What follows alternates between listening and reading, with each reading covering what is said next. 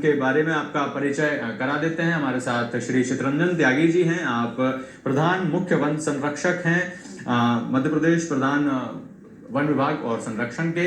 साथ ही हमारे साथ संदीप सक्सेना जी हैं, वरिष्ठ पर्यावरणविद हैं, लगातार लंबे समय से काम कर रहे हैं और निजी क्षेत्र में काम करने वाले जो गिने चुने व्यक्तियों जिनकी हम बात करते हैं, जिन्होंने बृहद स्तर पर काम किया, उसमें संदीप जी का नाम शामिल है। तो बहुत बहुत स्वागत है सर आप दोनों का हमारे कार्यक्रम नमस्कार एमपी में।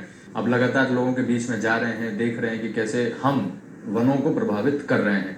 क्या ये दखल वर्तमान समय में संभव है कि हम इसे कितना कम से कम कर पाए, न्यूनतम कर पाए या फिर खत्म ही कर पाए? क्या आपको लग रहा है कि अब जो परिस्थितियां हम देख रहे हैं, आवश्यकता भी इसी की है कि उसे खत्म किया जाए, और क्या वो संभव आपको लगता है?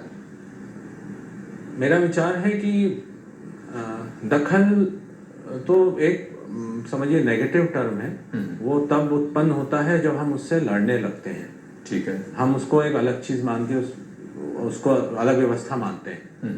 उसके बनिस्पत हम उस व्यवस्था को अपना ही अंग माने। ठीक है। तो दखल का उल्टा ये होता है कि हम चाहे शहरों में रह रहे हों, लेकिन वो व्यवस्था को पहचाने और उसको अपना ही हिस्सा माने। तो जैसा सर ने कहा पानी के बारे में, तो एक विचार और है, और ये बिल्कुल सेटल्ड विचार है रिसर्च के बेस पे, कि पेड़ जो होते हैं वो उनसे अच्छा तालाब कोई नहीं होता। अच्छा। पेड़ जो होते हैं वो पॉन्ड की तरह काम करते हैं, और जो बाकी जीव होते हैं वो एक्चुअली ड्रिप इरिगेशन की तरह काम करते हैं। तो अपन जब दखल की बात करने लग जाते हैं, पानी संरक्षण की भी बात चालू हो जाती है। उसकी बजाय जब हम पेड़ लगाने लगते हैं तो अपने आप पानी संरक्षण हो गया, तो एक दृष्टि बदल गई। और देखेंगे आप नदियां चलने लग जाती है, अपने आप जो नमी आ जाती है सॉइल में। तो इसको मैं थोड़ा सा अलग ढंग से बोलना चाहूंगा। हम डरे नहीं, हम उसको आत्मसात कर लें, तो दखल की जरूरत ही नहीं पड़ेगी। चलिए, हमारे साथ नंद स्वरूप मिश्रा जी जुड़े हैं बाराबंकी उत्तर प्रदेश, तो उनसे बात करता हूँ, उनका कुछ कहना है। जी स्वागत है मिश्रा जी, आपका बताएं क्या कहना चाहते हैं। नमस्कार सर, मैं नंद स्वरूप मिश्रा हूँ बाराबंकी से। मैं जानना ये चाहता हूँ, पर्यावरण को शुद्ध बनाने के लिए आम जन की क्या भूमिका होनी चाहिए? मतलब कितना उनको जंगल लगाना चाहिए, कितना तालाब खोदना चाहिए, कितने में अपना खाद्य पदार्थ बोना चाहिए? कहते हैं ना, वाहन फैलाते हैं, प्रदूषण घना हो, पर्यावरण बचाना, सब वृक्ष लगाओ चारों, और जिंदगी बचानी। अगर वो आयु तो लंबी होगी हमारी आयु। बिल्कुल, अब वो ये जानना चाह रहे हैं संदीप जी, आपसे पहले इसका उत्तर लेंगे, फिर सर के पास आएंगे कि प्रशासन की तरफ से क्या कुछ किया जा रहा है। वो ये कहना चाह रहे हैं कि लोगों की तरफ से क्या होना चाहिए, क्या कोई ऐसा तय मानक होना चाहिए जिसमें वो कितने हिस्सों में उन्हें वन बना के रखना है, जंगल बचा कर रखना है, कितने हिस्सों में अपना काम करना है? ये कोई तय मानक है, या फिर उन्हें अपने ही स्वाविवेक से तय करना चाहिए कि कितने हिस्सों में उन्हें रहना है, कितने हिस्सों में वन को रखना है? हाँ, तो इसमें एक मूल प्रश्न सबसे पहले आता है, क्या व्यक्ति प्रकृति से अलग हो सकता है? भाई हवा तो हम वैसे ही लेंगे, पानी ले रहे हैं, ठीक है। तो इसमें स्वविवेक का बहुत बड़ा रोल हो जाता है कि हम जिस जगह रह रहे हैं, हर जगह की प्रकृति अलग है। गंगा किनारे रहने वालों की अलग है, हमारे यहाँ रहने वालों की अलग है। तो जिस जगह पे हम रह रहे हैं, अपना विवेक इस्तेमाल करें और उसको संरक्षित करें। और संरक्षित करने के लिए बहुत बड़ा काम करने की जरूरत नहीं है। यदि शहर में रह रहे हैं, मान लीजिए जगह नहीं है हमारे पास, तो भी हम छोटा सा तुलसी के पौधे, चिड़ियों के लिए घर की जगह दे सकते हैं, पानी दे सकते हैं। तो ये सोच रखना कि हम उससे दूर हैं या हमारे पास कमी है, वो नहीं। आप क्या जो भी है वो बहुत है, उपलब्ध आप उससे बहुत कर सकते हो। एक छोटी सी बालकनी भी है, 10 स्क्वायर फीट की भी है, तो आप इतना जीवन दे सकते हो। तो और अब ये हो गई, जो गंगा किनारे रह रहा है वो उसको एक अलग सोच हो गई। एक बालकनी में रह रहा है 18वीं फ्लोर पे, उसकी एक अलग सोच हो गई। तो देने के लिए सबके पास है, बस वो जगाने वाली बात है। जवाब भी आप दीजिएगा कि कुछ लोग हैं जो बहुत सामान्य इसको ले रहे हैं कि हाँ है तो है, नहीं है तो नहीं है। हाँ, ये जागरूकता बहुत तेजी से बढ़ भी रही है।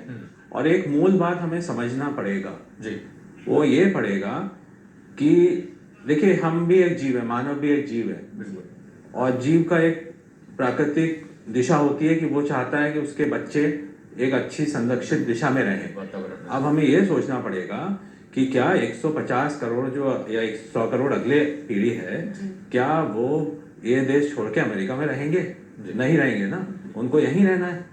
तो यहाँ के जो संपदा है उसको बचाएं, जी है ना, बस इतनी सी सोच है।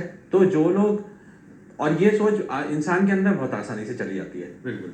बाकी चीजें आसानी से नहीं जाएंगी। वो सोचेगा कितना पैसा लगेगा, क्या होगा, दूसरे लोग कर रहे हैं कि नहीं कर रहे हैं, ये सब सोचने में लग जाता है। लेकिन जैसे उसको लगता है कि भाई तुम 20 साल बाद क्या सोच रहे हो, जी ठीक है, गांव गांव से पलायन हो रहा है, गांव से शहर, शहर से महानगर, महानगर से विदेश, क्या सब चले जाएंगे? ठीक है, तो क्या इसको रोकना है बस। और जो आपके घर में पल रहे हैं बच्चे, मोहल्ले में पल रहे हैं, इनके लिए क्या करना है जी। बस उसी समय सारी सोच खत्म हो जाती है।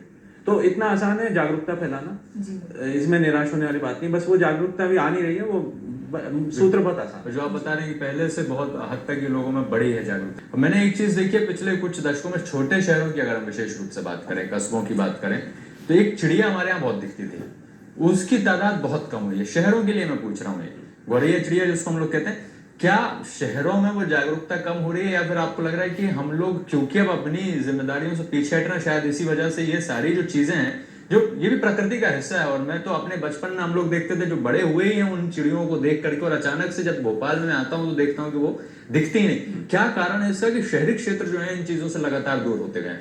इसका कारण पर्यावरण का नाश तो कम है, लेकिन थोड़ी सी शिक्षा, जिस तरह से शिक्षा रही है लोगों की, वो समस्या रही है कि लोगों ने पहले हम उनके साथ रहना पसंद करते थे, ठीक है, और उसके हिसाब से उनको जगह भी देते थे। और अब हम लोग कुछ समझ थोड़ी सी कम हुई, तो जो आधुनिकता में ऐसे पड़े कि उनसे दूर रहने लगे। ठीक है, तो ये शिक्षा की कमी है कि, और काफी लंबे समय से ये कमी हो जाती है, तो फिर समाज समझ नहीं पाता कि अब इसको वापस कैसे करना है जी। तो वो अच्छी बात है कि नए बच्चों में वो आने लगा है, क्योंकि अब जरूरत हो गई है। लेकिन इतनी बड़ी बात नहीं है, क्योंकि चिड़िया है, वातावरण मिलेगा, वापस से मल्टीप्लाई हो जाएंगी, तुरंत हो जाएंगी। तो वो वातावरण देना बहुत आसान है। जैसे भोपाल जैसे शहर हो गए, महानगर भी हो गए, काफी उद्यान है, बाग हैं जी, सॉरी, ये सब है, तो अपने पास ये आराम से बन सकती है व्यवस्था। शिक्षा और वापस वो लेके आना कि हमारे लिए जरूरी है। कैसे वो अपनी एक प्राकृतिक जो उनका पूरा लाइफ साइकिल उसे वो फॉलो कर रहे हैं। हम लोग जब जनजातीय समुदायों की बात करते हैं, जो ग्रामीण आदिवासी अंचल हैं विशेष रूप से मध्य प्रदेश के, वो ज्यादातर इन्हीं के चारों तरफ विकसित हुए हैं, और उनकी संस्कृति भी इसी तरह से विकसित हुई है कि वो इन दोनों के आपस में सामंजस्य जो है वो हम देखते हैं बहुत बेहतर बनाकर रखते हुए। उनकी भूमिका आज के समय में कैसे बढ़ रही है, और कैसे वो बहुत महत्वपूर्ण भूमिका अपनी निभा रहे हैं, इसे संरक्षित करने के साथ साथ पूरी संदेश बाहर तक देने के लिए, और आप उनके साथ कैसे जुड़कर काम करते हैं? तो देखिए, हमारा बहुत काफी हजारों गांव में जाना रहा जी, और एक चीज हमें स्वीकार करनी पड़ती है किसी भी सामाजिक कार्यकर्ता को, कि सच्चाई, वो सच्चाई ये है कि अब ऐसी संस्कृति नहीं बची है गांव में। सब लोग अर्थव्यवस्था के अंदर से उसका मायने ढूंढना चाहते हैं, कि वो जानना चाहते हैं कि इस काम करने से हमें अर्थव्यवस्था में जुड़ाव कैसे होगा। जी, ये एक नई चीज आ गई है पिछले 10 से 15 साल में। ठीक है, वो उसको सीधे संस्कृति के माध्यम से नहीं देखना चाहते, वो उसको अर्थ के माध्यम से देखना चाहते हैं। तो अब इस परिस्थिति में हमें उन रोल मॉडल्स खड़े करने पड़ते हैं। ठीक है, मैं आपको एक रोल मॉडल का एग्जांपल देता हूँ, क्योंकि रोल मॉडल उनको दिख जाता है, फिर वो अपना आचरण और सब कुछ समझ जाते हैं। और आप बोलते रहेंगे, करके दिखाते रहेंगे, उसमें समय भी जाएगा और शायद समझ कम आता है। तो आदिवासी क्षेत्र है, यहाँ पे हमें कहीं ना कहीं कोई पीपल का पेड़ दिख जाता है जिसमें मधुमक्खी के छत्ते लगे होते हैं, और वो छत्ते ऐसे हैं जो प्राकृतिक हैं। जी, आज भारत में अधिकतर जो शहद बन रहा है वो प्राकृतिक नहीं है, ठीक है, वो डब्बों से बन रहा है, या तो हमें बताना पड़ता है ये सोना है और ये लगा है आग पे। अब इस सोने को संभाल लोगे तो आपका अर्थव्यवस्था भी बदल जाएगी। लेकिन उस सोने को संभालने के लिए आपको वो पीपल का पेड़ चाहिए, उसके आसपास जंगली फूल चाहिए, और थोड़ी से नदी पोखर कुछ चाहिए जो चलते रहे। तो ये अपने आप बात समझ आ जाती है। और उसके बाद अगली चीज ये होती है कि उसको सहेजने चलाते रहने के लिए अपने आचरण क्या होने चाहिए। अच्छा जी बिल्कुल। प्रदीप जी हमारे साथ जुड़ा, भोपाल जोन से बात करेंगे। स्वागत है प्रदीप जी, बताइए क्या कहना चाहते हैं आप। हेलो जी प्रदीप जी स्वागत है आपका कार्यक्रम, नमस्कार बताइए। अरे सुधी, मैं एक्सपर्ट महोदय से ये पूछना चाहता हूँ। जी। मैं डॉक्टर प्रदीप साहब बोल रहा हूँ भोपाल से। जी। मैं एक्सपर्ट महोदय से ये पूछना चाहता हूँ। जी जी जी जी, ये आज ग्लोबल वार्मिंग के खतरे को देखते हुए पर्यावरण संरक्षण और जागरूकता, इसके क्या मायने हैं? बिल्कुल, ग्लोबल वार्मिंग वार्मिंग के खतरे को देखते हुए। जी बिल्कुल, बहुत बहुत पर्यावरण धन्यवाद आपका इस सवाल के लिए। तो पहले संदीप जी आपसे ही इसके बारे में जानेंगे, फिर त्यागी जी से इसके बारे में जानेंगे कि प्रशासन की तरफ से इस पर क्या हो रहा है। हाँ, तो देखिए ग्लोबल वार्मिंग, वो भी आचरण से ही जुड़ा हुआ है। ग्लोबल वार्मिंग का सबसे अच्छा जवाब भारत के ही पास है अगर आप पूरे विश्व को देखें, क्योंकि हमारे पास सूर्य होता है और ऋतु होती है 6 जी। और उसके दो पक्ष और होते हैं। हमारे पास इतनी जैव विविधता बन सकती है। बिल्कुल। और यदि आपने महसूस किया हो, जहाँ अच्छे वन होते हैं और अच्छे पेड़ होते हैं, या भोपाल में ही आप अभी 46 डिग्री नीम के अच्छे बड़े नीम के पेड़ के नीचे बैठ जाए जी, तो आपको पता लगेगा नीचे 30 डिग्री है। जी बिल्कुल। तो इसका सबसे बढ़िया जवाब ग्लोबल वार्मिंग का भारत के पास है। पेड़ लगाएंगे, अपने आप वो वार्मिंग कट जाती है, और साथ साथ कटती नहीं है, हम उस पूरे सूर्य की ताप को एक आर्थिक रूप में भी इस्तेमाल कर सकते हैं। जी बिल्कुल। तो वो इतना बढ़िया चीज है। तो संदीप जी एक रोल मॉडल वाली आप बात कर रहे थे, मैं अपने दर्शकों को बताना चाहता हूँ कि रोल मॉडल्स की जब हम बात करते हैं तो संदीप जी का नाम भी उसमें शामिल होता है और होना चाहिए भी। संदीप जी स्वयं एक IITian रहे हैं, एक मल्टीनेशनल कंपनी में काम कर चुके हैं, और फिर उन्हें लगा कि IIM से उन्होंने पढ़ाई करने के बाद उन्हें ये महसूस हुआ कि ये सारी चीजें जो हैं, जितना आप दूर जाते जाएंगे अपनी संस्कृति से, अपनी जड़ों से, उतना तो ज्यादा काम आप करते जाएंगे। निजी विकास शायद आपका हो जाएगा, लेकिन क्या हम अपने देश का विकास कर सकते हैं, क्या हम अपने समाज का विकास कर सकते हैं? जब संदीप जी जैसे लोगों को देखते हैं तो फिर वाकई हमें ये मानना भी चाहिए और ये विश्वास भी करना चाहिए कि परिवर्तन जो अगर कहीं से शुरू होता है तो वो हमसे ही शुरू होता है। तो संदीप जी एक संक्षेप में आपसे भी जानना चाहेंगे कि ये परिवर्तन आपके जीवन में कैसे आया, और आपको देखकर जो युवा जुड़ रहा है, जो आज देख रहा है हमें, उसे कैसे ये शिक्षा लेनी चाहिए कि ये भी उतना ही आवश्यक है जितना निजी विकास आवश्यक है। हाँ, तो पहले दूसरे सवाल का जवाब दे देता हूँ, फिर पहले बिल्कुल। तो पहला ये है कि जो जुड़ रहे हैं लोग, उनके सवाल तो हमारे जैसे ही हैं कि कैसे देश की मूल संपदा को इस्तेमाल करके हम आगे बढ़े, क्योंकि दूसरा रास्ता है नहीं, सब पलायन नहीं कर सकते। तो कैसे उसको, तो ऐसे हम अच्छी बात है, हमें बहुत अच्छे रोल मॉडल, जिनका जो कोई हिमालय में काम कर रहा है, आप मानेंगे नहीं, मुझे अभी 28 तारीख को चुलिंग जाना था, हैंगोक वैली, वहां पे 3000 कार्यकर्ता देश भर से इकट्ठे हुए हैं और वो बिल्कुल खड़ी पहाड़ी, बर्फीली पहाड़ियों में उगा रहे हैं। तो ये हर जगह मौजूद है, बस अब इनको एक बता देना है कि अब इसका समय आ गया है, और वो बहुत अच्छा ज्ञान लेके बैठे हैं हर जगह को।